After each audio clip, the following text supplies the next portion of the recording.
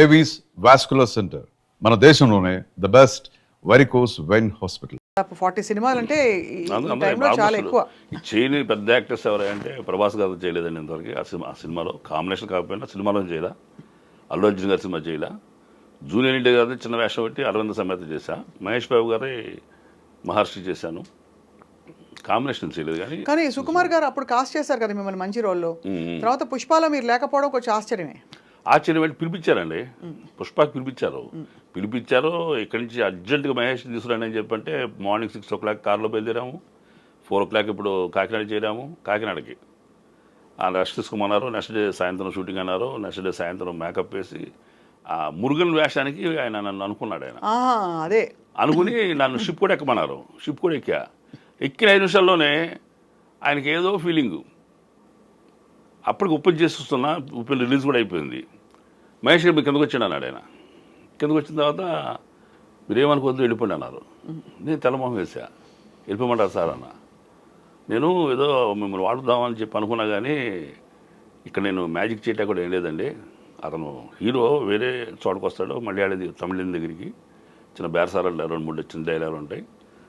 Character exposure ఉండదు, నేను చేయటానికి ఏమైనా ఉండదు. మీరు వాడుకుందామన్నా కానీ మీరు మంచి వేషం చేస్తున్నారు కదా, మీరు ఏమనుకుంది వెళ్ళిపోయినా చిన్న వేషం అయిపోతుంది మీకని ఫీల్ అయితే చాలాసేపు ఫీల్ అయ్యాడంట. పక్కన డ్రాగన్ మాస్టర్ ఉన్నారు, ఆయనతో కూడా ఆయన మీరు డిసప్పాయింట్ అయ్యారా? అయ్యాను. బట్ ఆయన చిన్న వేషమైంది దీనికని గౌరవించాడు అనేది చాలా ఆనందపడ్డా. ఆ దృష్టిలో నేను చాలా పెద్ద యాక్టర్ అనమాట, వాల్యుబుల్ యాక్టర్ అనే విషయం నాకు రుజువైంది. మీరేమనుకోవద్దు, పార్ట్ 2లో మీరు చదువు కానీ మీరు మంచి వేషం చేస్తారన్నాడు ఆయన. అంటే నేను నవ్వితే ఆయన మిమ్మల్ని పంపించేటానికి ఏదో కన్విన్స్గా చెప్తాను అనుకోవద్దు అని కొంచెం సీరియస్గా చెప్పారు. సార్ నేను ఆ మనసులో మాట చెప్పను మీకు అన్న, చెప్పండి అన్నారు. ఒకవేళ పుష్ప 2లో కూడా చేయలేకపోతే చేస్తున్నారు అన్నాడు. చెప్పను సార్, చేయలేకపోతే అరే మన మహేష్కి మనం ఇవ్వలేకపోయామే అని మీరు ఫీల్ అవుతారని నేను నమ్ముతా అన్న. తప్పడు కొట్టేశాడు ఆయన. సూపర్ అండి, మీరు అదే పాజిటివ్గా ఉండండి, ఖచ్చితంగా మనం చేస్తున్నాం అన్నారు. కానీ పుష్ప చేయలేగా చేయలే. ఎందువల్ల చేత ఏం మరి దాంట్లో నాకు తగ్గ వేషం నేను అనుకోవడం సార్. అంటే కాస్టింగ్ అంటే ఇప్పుడు ఆయన దృష్టిలో మంచి యాక్టర్ ఉన్నానండి. నేను అదే చెప్పా, రంగస్థలంలో చేసిన వాళ్ళు ఎవరిని ఉప్పెనకి రిపీట్ చేయమన్నారు. ఫస్ట్ డే నేను ఉప్పెన ఆఫీస్కి వెళ్ళి బుచ్చిబాబు గారు ఆఫీస్కి కలుద్దామని అడిగితే ఆ స్టాఫ్ సార్ ఈ సినిమాలు మీకు ఉండదు సార్ అన్నారు. దేనికన్నా రంగస్థలంలో చేసిన వాళ్ళు ఎవరిని మేము ఎంటర్టైన్ చేయట్లేదు అన్నారు. దేనికంటే హీరో తాలూకు hero, same production house, Sukumar గారి శిష్యుడు, periodic movie, same village backdrop, ఇది కూడా రంగస్థలం 2 అయిపోద్దని చేయదలుచుకోలేదన్నారు.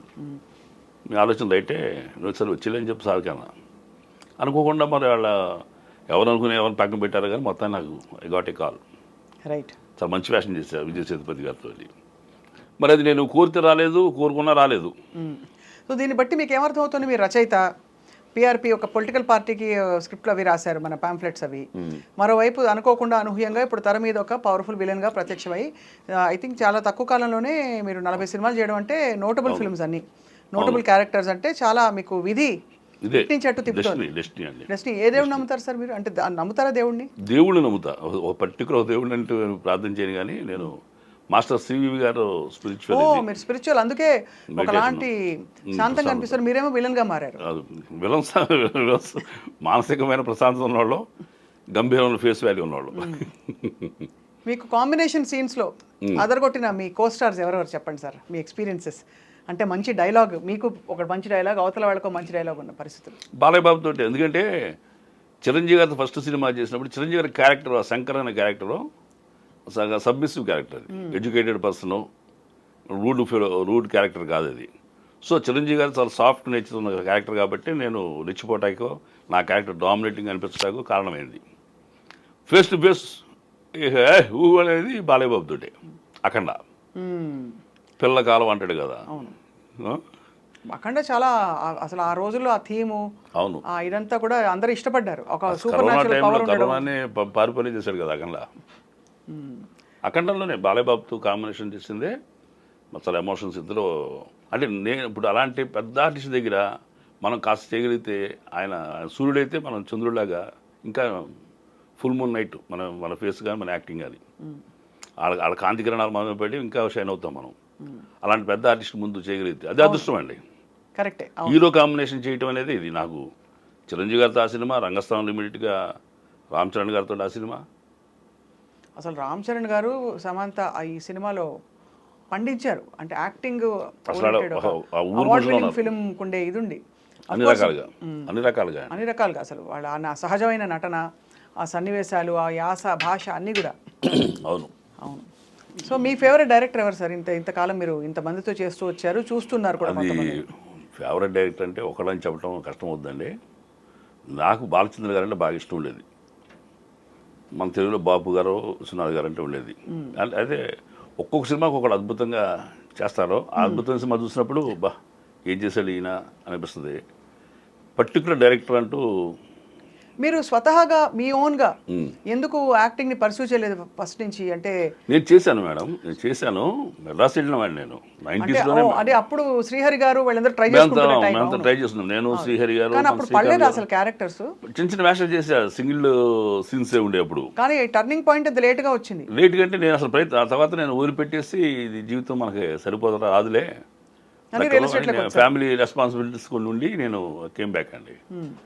మరి యాదృచ్ఛికంగా మరి డెస్టినీ ఇది, అది ఎవరో నాకు అప్పచెప్పిన బాధ్యత కాదు, కుటుంబ బాధ్యతలే. సిస్టర్ మ్యారేజ్ తాలూకు అప్పులు ఉండటం కానీ, అన్నయ్య అనారోగ్యం అయితే ఆయన ఫ్యామిలీ చూడాల్సిన పరిస్థితి కానీ, ఎవరు నువ్వు చూడమని చెప్పింది కాదు, నేను కాకపోతే ఇంకెవరు చూస్తారని.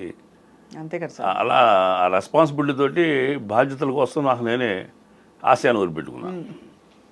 భగవంతుడు వదిలిపెట్టలేను. అది అది నాకు నిజంగా నిబద్ధత ఉంటే మన దగ్గర. ఇప్పుడు ఇలా చూడమని ఎవరు చెప్పాలా, వాళ్ళ సస్తాలే వాళ్ళ సావని అనుకోవాలా. ఇది నేను కాబట్టి ఎవరు చూస్తారు? సమర్థుడిని. అసలు నేను అంతకుముందు కార్పొరేట్ కంపెనీ పనిచేసి వచ్చినండి, జగజిత్ ఇండస్ట్రీస్ అని సేల్స్ ఎగ్జిక్యూటివ్గా. మళ్ళీ ఆ లైన్కి వెళ్తే తక్కువ సంపాదన, ఆ రోజుల్లోనే 2000 అంత ఉండేది నాకు.